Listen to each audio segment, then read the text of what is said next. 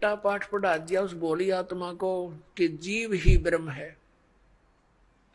अब इस ही विधान को आगे प्रचार करने लगे आदि शंकराचार्य जी,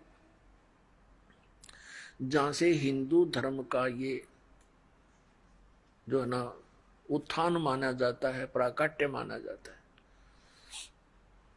तो उस समय ये सब जगह जाकर कहने लगे, उस संत अपने गुरु जी के विधान को बताने लगे। तो उस समय भी इतने बुद्धिमान व्यक्ति थे, उन्होंने कहा कि हे महात्मा जी, जब जीव ही ब्रह्म है तो फिर हमने करना क्या रह गया? हम आप भगवान है, फिर क्यों दर दर दर आप अपना प्रचार करते फिर रहे हो? आप भी भगवान और हम भी भगवान, फिर हमारा करना क्या रह गया? फिर अब ये बात उस आदि शंकराचार्य के भी समझ में आ गई, भाई बात तो यह भी ठीक है, ये बात तो जची नहीं, क्योंकि फिर गुरुजी उनके जीवित थे।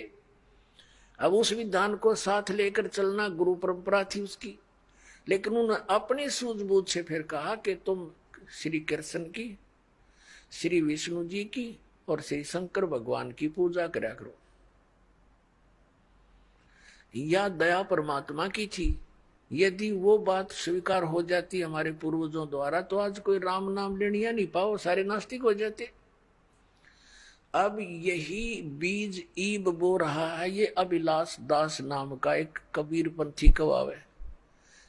कबीर पंथी कवाव है और कबीर साहब के विपरीत सारा ज्ञान बताओ, तो ये काल का पक्का दूत है। अपने आत्मा ये क्या बताते हैं कि परमात्मा ये जगत जो है अन ईश्वर है, यानी बिना ईश्वर का है। जीव भगवान हो गया तो सृष्टि का कोई करता नहीं, तो इसका मतलब ये बिना भगवान के हुआ।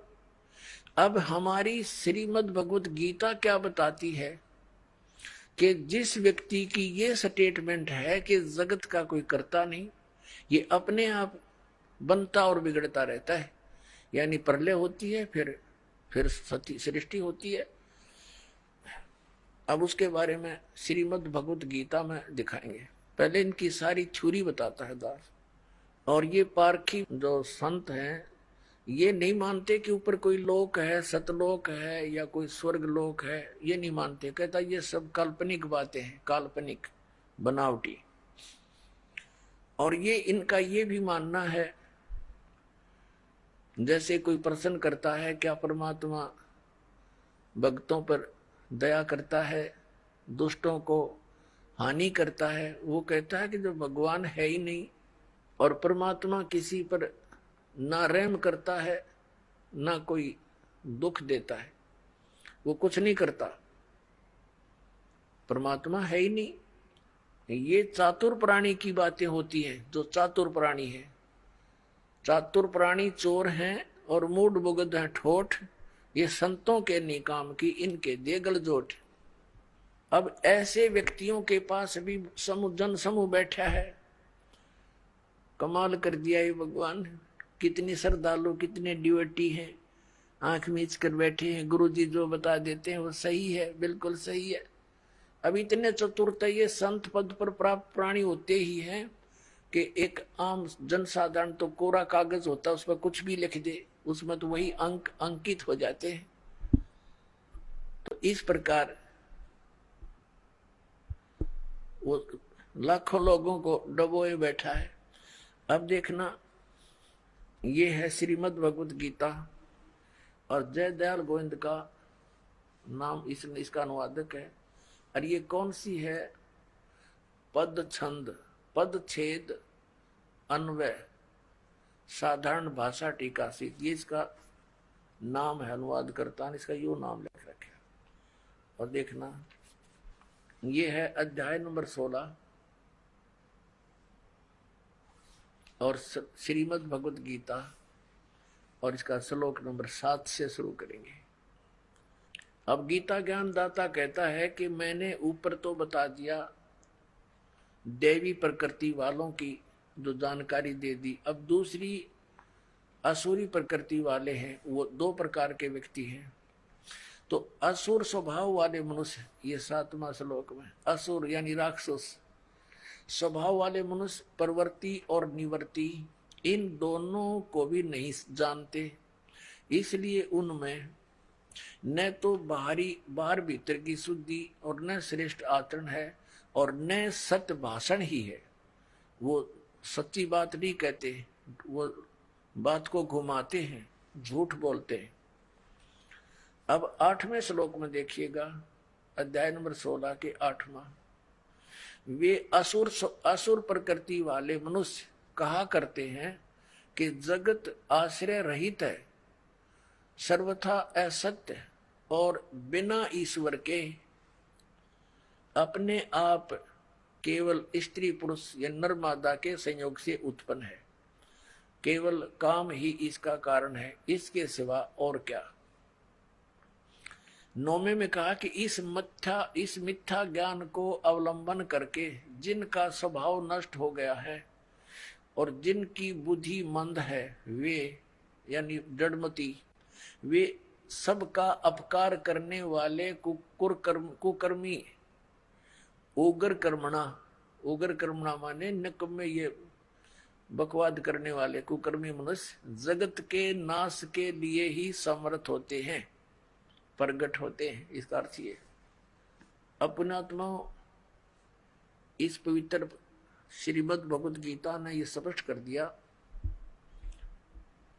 कि वो राक्षस स्वभाव, असुर स्वभाव के व्यक्ति होते हैं जो ये कहते हैं कि कोई भगवान नहीं, यानी सृष्टि अन ईश्वर है, ये जगत अन ईश्वर है, इसका कोई भगवान नहीं। अब ये जो कबीर पंथी कहलाता है, वैसे तो इसको कबीर पंथी कहते हुए दास को तो शर्म आती है, लेकिन इनके ज्ञान को सार्वजनिक किए बिना जनता को समझ में नहीं आवे कि ये कितना मिथ्या ज्ञान प्रचार करे। इस अभिलाष दास जी ने एक गीता सार लिखा है। इससे कोई पूछता है, जैसे इसके भक्त काफी यहाँ आए थे, हमसे मिलते रहते थे, उनसे वार्ता होती रहती है, तो वो क्या बताते हैं कि वो अभिलाष दास जी ने बड़े कई सैकड़ों पुस्तक बना रखी है और एक गीता सार भी बना रखा है। वो गीता सार पढ़ा दास ने। ये चातुर प्राणी होते हैं जो इनके इस अज्ञान विधान में उल्टी सुलटे करके जो समर्थन इनको महसूस होता है, उनको तो ये ले लेते हैं अपने प्रमाण में और बाकी श्लोक छोड़ देते हैं। श्रीमद् भगवद गीता में 700 श्लोक हैं और इस बड़े पुरुष ने अपने अनुसार जो इसको चाहिए थे, जो इसके अनुकूल थे, वो सेलेक्ट कर लिए, बाकी छोड़ दिए। फिर ये ऐसे व्यक्ति, अज्ञानी पुरुष क्या कहा करते हैं कि ये गीता में मिलावट है और सही सार निकाल कर हमने दे दिया गीता सार, ये सही गीता है। दिखाऊं आपको, इनके देखिएगा, ये है पुस्तक गीता सार, अभिलाष दास इसके अनुवाद। आगे पूरा डिटेल दिखाएंगे यहां से।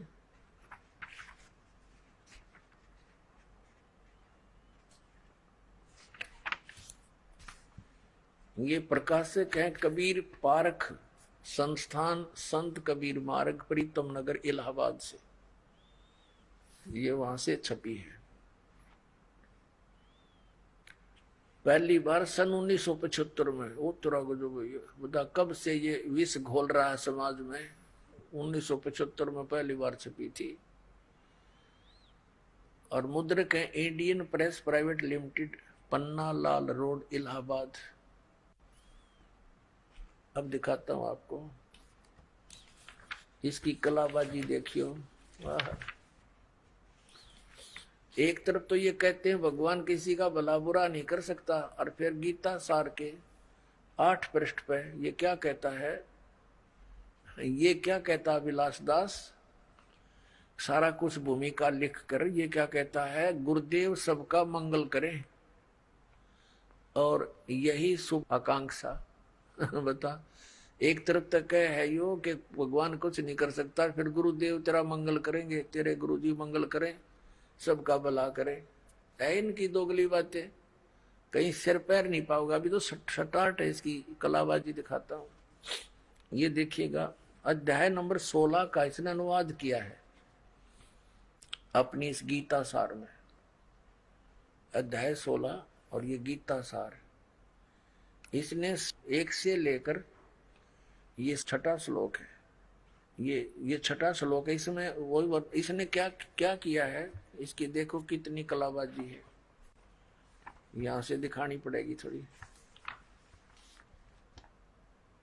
इस चतुर आदमी ने क्या कर रखा है, इसने खुद अनुवाद किया। इसने क्या लिखा है, जो ये पुस्तक दास ने अभी आपको दिखाई थी, गीता प्रेस गोरखपुर से प्रकाशित है, इसको इसमें से कहा कि मैंने अनुवाद इसमें तो लिया, इसका अनुवाद ले रखा, और फिर अपनी उस अज्ञान विधान को, अपने अज्ञान विधान को सिद्ध करने की कुचेष्टा की। ये देख, ये आपने भी देखा था, ये गीता है, गीता प्रेस गोरखपुर से।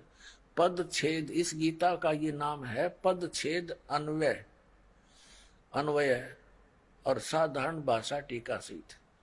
ये देखो, ये गीता सार, इस गीता सार की भूमिका में इसने क्या लिखा है कि गीता प्रेस की अन्वय पद छेद वाली गुटका गीता अर्थ समझने में सहायक हुई है। यानी इसने इससे अर्थ लिए हैं, सहायक हुई है।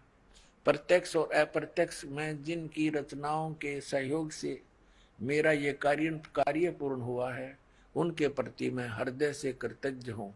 यानी इस पुस्तक से इसने अनुवाद लिए हैं और अपनी अज्ञान सोच को, उस विधान को सिद्ध करने की कुचेष्टा की है। अब हम आते हैं इसके द्वारा अनुवादित 16वें अध्याय के और 17वें श्लोक में। ये गीता सार है, ये गीता सार और पृष्ठ 203 पे। अब 7वां श्लोक इसने कैसे किया है, असुरी स्वभाव वाले ये नहीं जानते कि क्या करना चाहिए और क्या नहीं करना चाहिए। उनमें न पवित्रता होती है और न उत्तम आचरण होते हैं, और न तो उनमें सत्य ही होता। सत्य नहीं, सत्य भाषण। और इसमें सत्य भाषण लिखा है स्पष्ट। अब आगे देखो, आसुरी स्वभाव वाले यह नहीं जानते कि किस कार्य को में प्रवृत्त होने से भलाई है और किस कार्य से निवृत्त होना चाहिए, अथवा कर्म मार्ग क्या है तथा त्याग मार्ग क्या है। वे कर्तव्य अकर्तव्य बुद्धि से हीन होते हैं। ठीक है, यह लिखा नीचे इसी में, उनमें सत्यता की बहुत कमी होती है। असुर स्वभाव के लोग होते, उनमें सत्यता की यानी सच्चाई नहीं होती, उसकी बहुत कमी होती है। 204 पृष्ठ पे गीता सार। वे कहते हैं कि ये जगत मिथ्या तथा आधार रहित है, इसका कोई ईश्वर नहीं है, ये अपने आप पैदा हुआ है, यह केवल भोगों के भोगने के लिए है, इसके अतिरिक्त और क्या है। अब देखो, इसने फिर आगे, अब ये तो अनुवाद न्यू का न्यू ले लिया गीता प्रेस वालों का, अब इसने ये बकवाद शुरू कर दिया अपनी तरफ से। इस श्लोक में वास्तव में जो लोग किसी प्रकार चेतन सत्ता नहीं मानते, वे लोग, जो लोग संसार के केवल भोग की वस्तु मानते समझते हैं, दुराचार में लगे रहते हैं, उन्हें आसुरी संपदा युक्त कहा है। जगत कर्ता ईश्वर न मानना आसुरी संपदा नहीं, यदि वह अध्यात्मवादी या सदाचार प्रयाण है। अब देखो, ये क्या कहना चाहता है गीता जी के इस श्लोक को, इसलिए इसने लेना अनिवार्य समझा कि कहीं तेरे चेले पीछे तो कोई पढ़ ले और इसकी पहले लिपापोती कर दूं।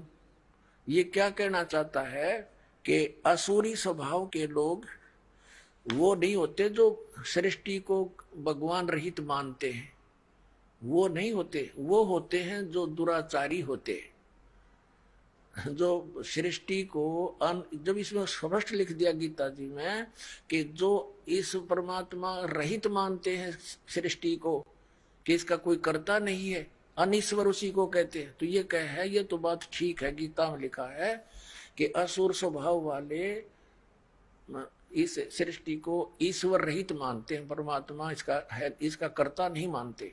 ये कहना चाहता है कि गीता जी के इस 16वें अध्याय के 7 से लेकर 9 तक इसमें उन लोगों को असुर यानी राक्षस स्वभाव को नहीं कहा जो भगवान इसका कर्ता नहीं मानते ईश्वर का, उनके लिए कहा है जो दुराचारी है।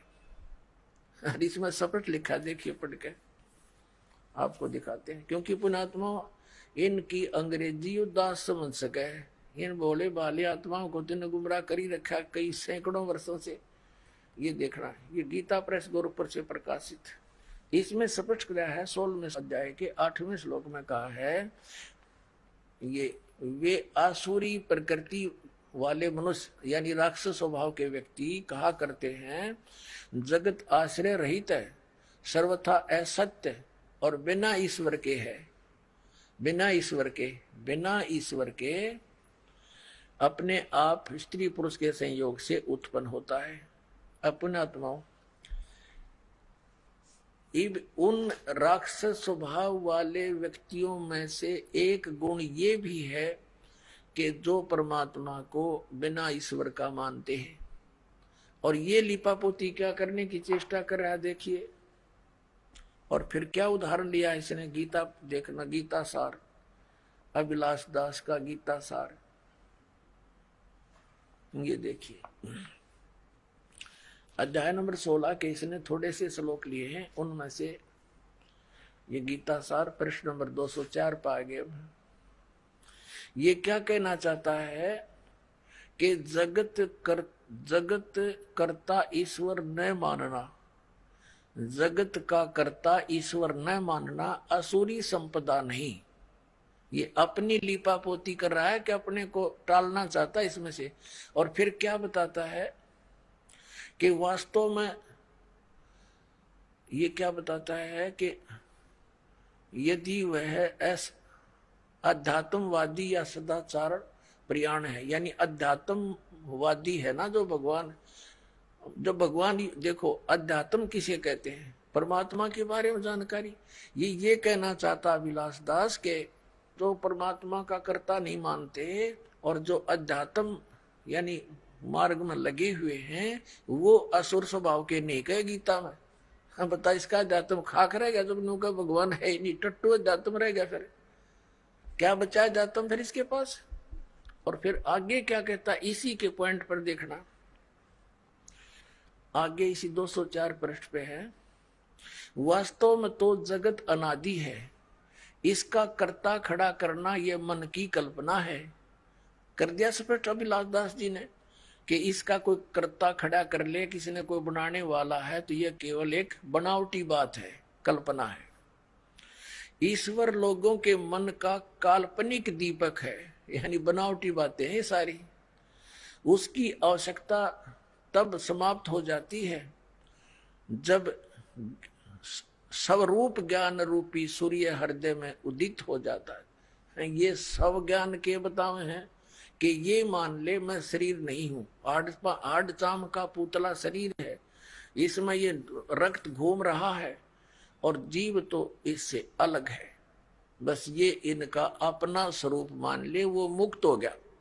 और फिर समाधि लगाना बताते हैं कि समाधि ऐसे हटता चला जाए, तू शरीर नहीं है, तू रक्त चाम का पुतला नहीं है, तू मन भी नहीं है, तो कति सुन्न हो जा, यानी माइंडलेस मैन हो जाने के बाद ये मुक्त मानते हैं, मोक्ष मानते हैं। फिर आगे क्या बताया है इसने, और लिपापोती की है, देखिए कि जैसे गीता जी में कहा है कि वो असुर स्वभाव के हैं जो ईश्वर नहीं मानते, भगवान कर्ता नहीं मानते ईश्वर को।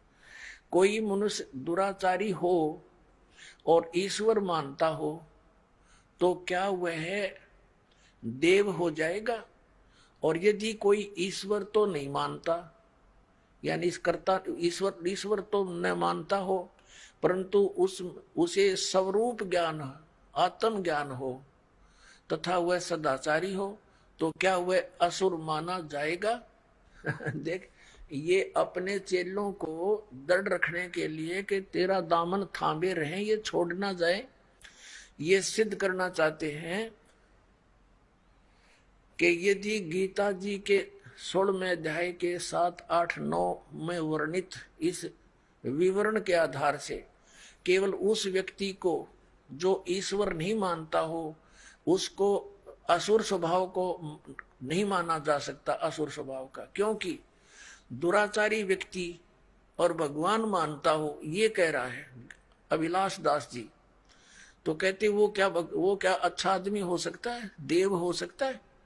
दुराचार करता हो और भगवान की भक्ति करता हो, भगवान को में आस्था हो, आस्तिक हो, तो क्या वो देव हो सकता है? इसलिए इस गीता अध्याय नंबर 16 के इन श्लोकों में यही अर्थ मानना कि जो सृष्टि का कर्ता ईश्वर ना मानता हो और आध्यात्मिक हो, तो वो उसके बारे में थोड़ा कहा है। तो तेरा आध्यात्म ज्ञान खाक है। जब जीव ही भगवान है तो गधा भी भगवान, कुत्ता भी भगवान, फिर क्यों दुनिया को मूर्ख बनाए बैठा है? ये हालत है कबीर पंथ, कबीर साहब को तो इस जड़ से नाश करना चाहते हैं काल के दूत। और ये दीमक है, ये दीमक है इस परमात्मा कबीर जी के, ये कीड़ा है कबीर पंथ में। इसका नाश करने के लिए इसका जन्म हुआ। ये स्पष्ट किया गीता जी में कैसे व्यक्ति संसार का नाश करने के लिए ही उत्पन्न होते हैं।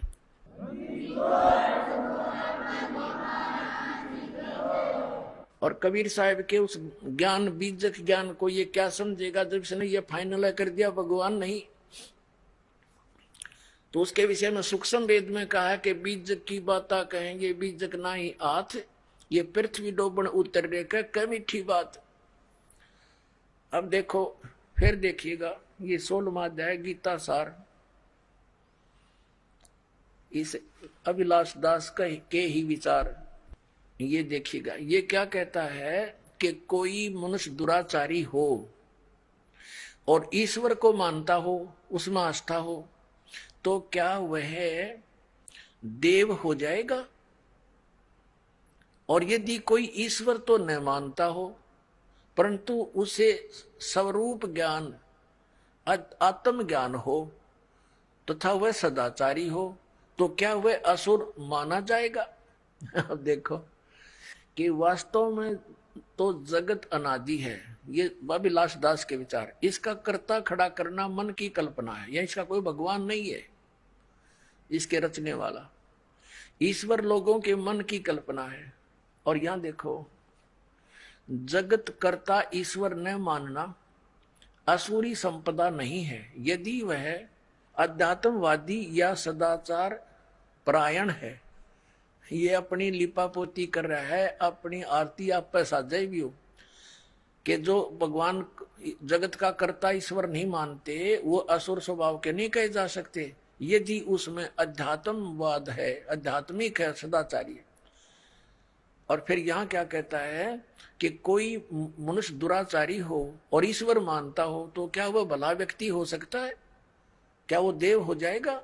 यदि कोई ईश्वर न मानता हो, यानी अभिलाष दास, परंतु उससे स्वरूप ज्ञान हो, स्वरूप का ज्ञान हो, आत्म ज्ञान हो, तो वो सदाचारी हो, तो वह क्या असुर माना जाएगा? अब इसके इस जगत का कर्ता ने मानना असुर संपदा नहीं, यदि वह अध्यात्मवादी सदाचार। फिर कहते हैं कि वास्तव में, फिर क्या बताया इसने, यहां बताया है कि वास्तव में तो जगत अनादि है, इसका कर्ता खड़ा करना एक मन की कल्पना है। ये कर्ता है नहीं, भगवान नहीं है कोई, और ईश्वर लोगों के मन की कल्पना। यदि उसकी आवश्यकता तब समाप्त हो जाती है जब उसको स्वरूप का ज्ञान हो जाता है। फिर ये कहता है कि कोई मनुष्य दुराचारी हो और ईश्वर को मानता हो, तो क्या वह भला आदमी हो जाएगा, देव होगा? और जो ईश्वर को नहीं मानता हो, ईश्वर है ही नहीं, और परंतु उसको स्वरूप ज्ञानात्म ज्ञान हो, सदाचारी हो, तो क्या वो असुर होगा? अब इसके इस पॉइंट को कि जो भगवान को मानता हो और दुराचारी हो, यू कहता है वो केवल आदमी होगा, देव हो सकता है। अब गीता जी से इसका खंडन करते हैं। 9वें अध्याय के 30वें श्लोक में इसी श्रीमद् भगवत गीता में ये स्पष्ट लिखा कि हे अर्जुन, अति से दुराचारी व्यक्ति भी हो और उसकी भगवान में आस्था हो, उसको साधु समझना चाहिए। बता इस नकली का है कोई ज्ञान? ये देखो श्रीमद् भगवत गीता, और ये तो गीता प्रेस गोरखपुर वालों की, और उसने इसकी नकल ला कर अपनी बकवाद गढ़ रखी सारी।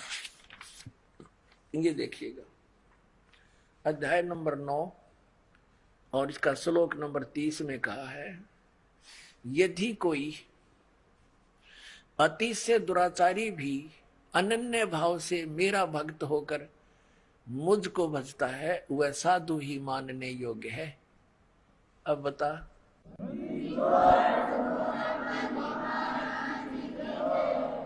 तो ये बेईमान व्यक्ति हैं, इन्होंने जनता के उद्धार से नहीं काल के जाल में फंसाने का ठेका ले रखे हैं। अब सूक्ष्म वेद में कहा है कि कुष्टि हो वह संत बंदगी कीजियो, हो वैसा के विश्वास चरण चित दीजियो।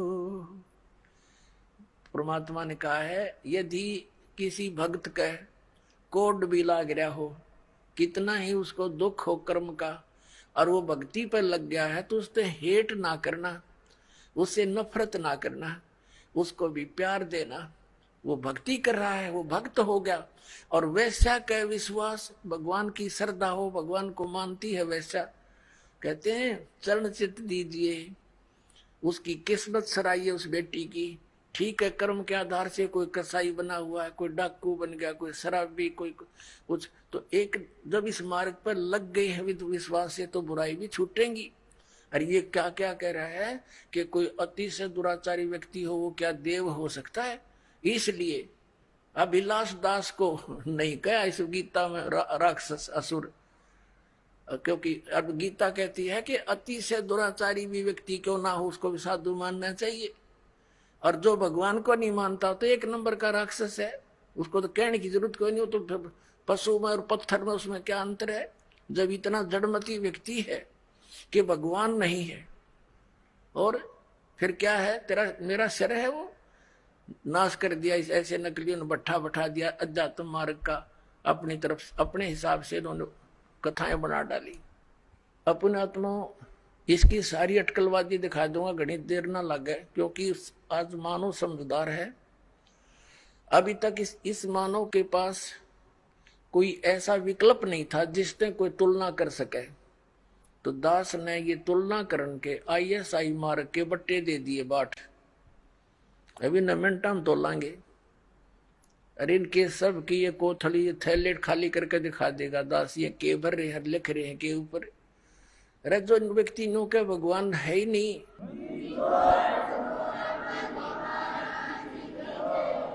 अब परमात्मा कहते हैं ऐसे व्यक्ति परमात्मा के दुश्मन होते हैं, द्रोही हैं।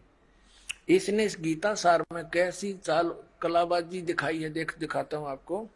इसने गीता सार बनाया विलास दास जी ने, देखिएगा गीता सार। अब देखो इसकी चतुरता दिखाता हूं। अध्याय नंबर 8 का इसने सार निकाल लिया, बाकी श्लोक छोड़ दिए। गीता जी अध्याय 8 के श्लोक 1 से 4 छोड़ दिए।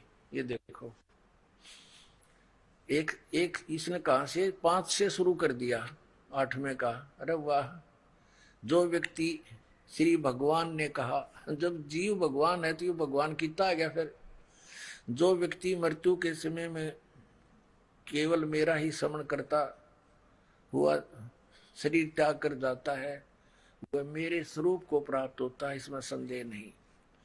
अब इसमें अपने अड़ंगा डाया इसने, यहाँ पर 6 और 7 ले लिया, 6 तक ले लिया और 7 तक ले लिया। ये देखो, और फिर 8वां भी ले लिया इसने। क्या लिया है? हे पार्थ, जो मनुष्य अभ्यास द्वारा मन को योग में लगाकर परम देव पुरुष का निरंतर चिंतन करता रहता है, वह चित्त को अन्यत्र नहीं भटकने देता है, वह उसको प्राप्त करता है। अब बता, इसमें गीता में एक तो गीता ज्ञान दाता खुद कह रहा है 8वें अध्याय के 5 और 7 में तो अपने विषय में, और 8वें के 8वें और 9वें 10वें किसी और के विषय में कह रहा है। आगे देखना, इसने फिर 9 से 13 फिर छोड़ दिए 8वें के। आगे इसने देखा तू पकड़ा जाएगा, बस 8वां में गोलमोल कर दिया। इसका यथार्थ अनुवाद नहीं है ये। इसने फिर 9 से 13 फिर छोड़ दिए, जहां यू पकड़ा जाना था वो त्याग दिए, आगे ले लिए। अच्छा, ये 9वें में देखो, अध्याय नंबर 9 गीता सार का। इसने क्या किया है, अध्याय 9 के 1 से 20 श्लोक छोड़ दिए। वाह देवता, 21 से शुरू कर दिया, ठीक है। और फिर 22 से 27 छोड़ दिए, एक लेके 22 से 27 छोड़ दिए। ये देखो, अब इसने सीधा की छलांग मारी 28 पे, बस आगे समाप्त कर दिया इसने, इति कर दिया। और इसमें 30, इसमें सारे 29 से फिर एक 28 लेके 29 से 34 छोड़ दिए। कुल श्लोक 34 हैं, प्रमाण में लिए 2 और छोड़ दिए 32। हरियो गीता का सार बना दिया। अरे वाह देवता।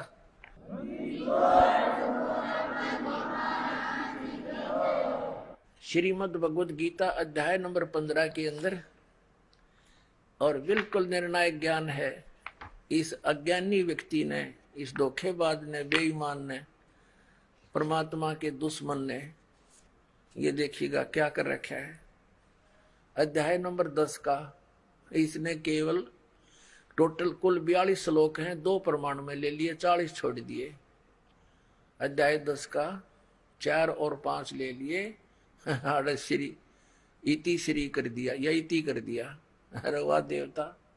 अब 11वां ले लिया, 11वां में कुल 55 श्लोक हैं, 1 ले लिया, चम्मन छोड़ दिए। वाह रे देवता, ये 55 ले लिया, बाकी सारे छोड़ दिए। ये बस ये इति कर दिया। ऐसे ही सब में कर रखा है इसने, बाकी कुछ एक बता देता हूँ आपको, ज्यादा नहीं। अब 15वें में देखो इसकी कलाबाजी। गीता सार है इसका ये, और ये इसमें गीता अध्याय 15 के श्लोक 1 से 4 तथा 7 यो छोड़ दिया, 5 और 6 ले लिए, और 12 से 20 छोड़ दिए, 12 से आगे टोटल छोड़ दिए। ये देखो 15वें अध्याय का इसने 5वें से शुरू कर दिया। है अरे तेरा गजब हो। जो माल था, जो असली ज्ञान था, वो तो नाश फेंक दिया, काट के एक लो है। और इसने ये रख लिया इसमें। थे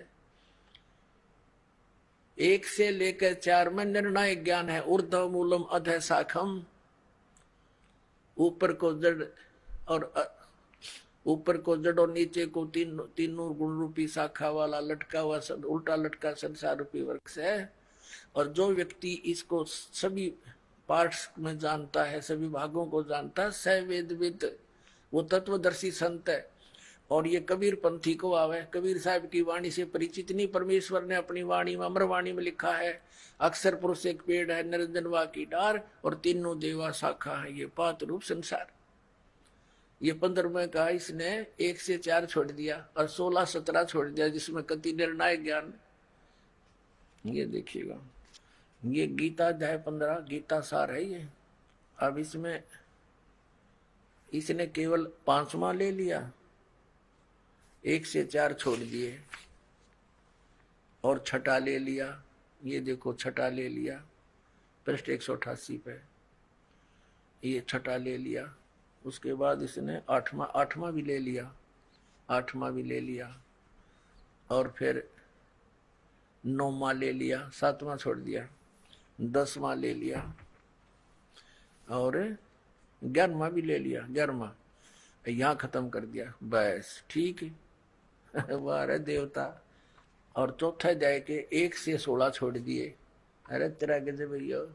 जहाँ निर्णायक ज्ञान था चौथे अध्याय का, सारा निर्णय ज्ञान दे रखा है कि तू यदि हठ योग करेगा तेरा निर्वाह क्यों करोगा। यू हठ योग बतावे विलास दास जी, ये हठ योग बतावे। ये भगवान, इनको परमात्मा कहते हैं, ये तो परमात्मा के दोषी हैं, अपराधी हैं। और कहते हैं पापी पर बाद ना बैठो, मुख देखे पाप लगे जाका। 9-10 मास गर्भ त्रास दी, धिक्कार जन्म उसकी माँ का। अब इस अभिलाष दास जी ने तो ऐसा काम कर दिया चतुरता दिखा के। एक समय एक राजा ने महल बनवाना था, अपने मंत्री की ड्यूटी ला दी भाई, बढ़िया मकान बढ़िया सामान लगवाना अपनी देख रेख में। अब मंत्री जी ने बढ़िया कारीगर खोजा, उसने नींव रख दी, शुरू कर दिया मकान बनाना। फिर कहा कि मंत्री जी अब छत देने के लिए काठ वो लानी पड़ेंगी, कड़ी और सतीर। तो मंत्री जी बोला भाई चल ले आ अपना बढ़िया माल छांट के। वो ले आया कड़ी और सतीर ले आया, एक वुडन बीम। वुडन बीम होता था सतीर, काठ का बहुत मजबूत, और चंदन का सारा, क्योंकि राजा का महल बने।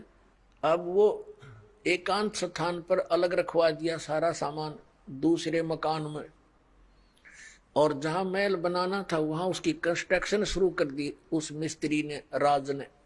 उधर से मंत्री जी ने सोचा कि राजा का काम है, किसी और अच्छे कारीगर ने दिखा लेता हूं, और इस ऊपर के जो छत के ऊपर दारमदार होता है, और सतीर एक वेरी इंपॉर्टेंट बताया इसका कि सतीर के ऊपर ही सारा कुछ दारमदार होता है, सारा लोड सतीर पर ही आता है। ये उस मिस्त्री ने बता दिया था कि जी बढ़िया सतीर लेना पड़ेगा, क्यों सारा लोड इसी पर आता है।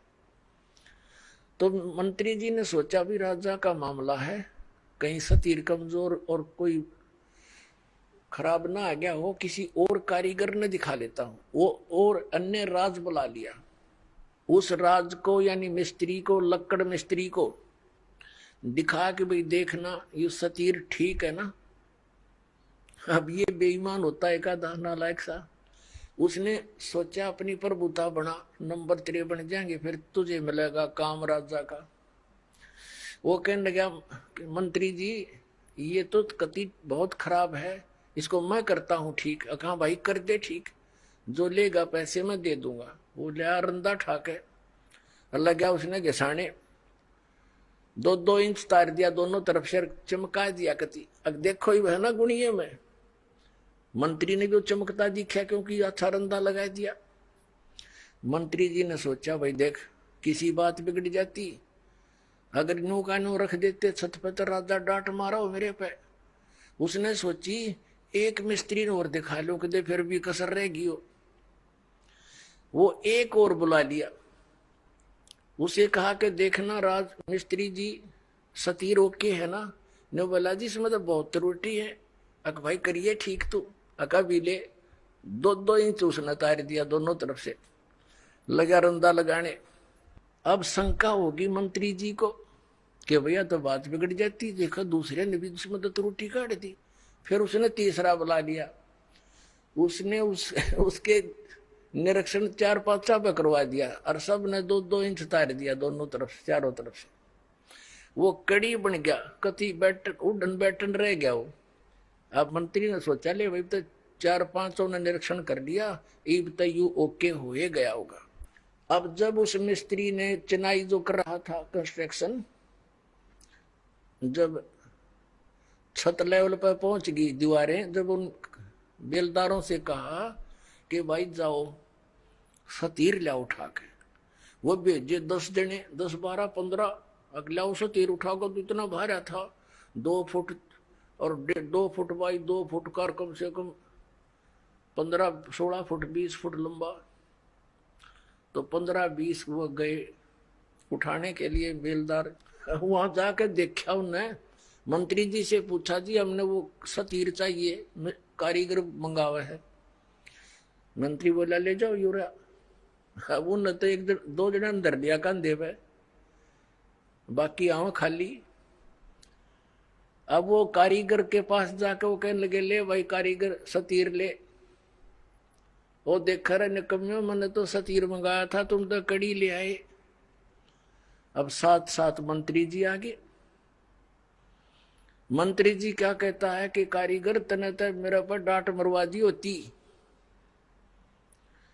इसमें तो घनी त्रुटि थी। 5 कारीगर बुलाए मैंने, और उनने यो सतीर सही सेट कर दिया। ने बोला खाक सेट कर दिया, इन्हें नाश कर दिया इसका। तो बता कड़ी बना के धर दिया मूर्खा ने, प्रभुता के भूखा ने। 5-5 रुपये ले गए, और उसका नाश कर गए। अब वो माथे माथ मारे, वो कारीगर वाला रही के करूं बता, ये बैठा बैठा के इसका फिर और सतीर लाया गया, और तब वो मकान राजा का बना। तो पुण्यात्माओं, ये ऐसे नीम हकीम हैं, इन्होंने सदग्रंथों का ज्ञान था नहीं और सतीर की कड़ी बना दी है। 700 श्लोकों की गीता को अरे इतने काट कर 383 बढ़िया, बाकी नकली। वाह भाई वाह, अरे वाह भले मानसो, तुमने तो यो नाश करने का ठेका ले रखा है सदा तुम मार्ग का।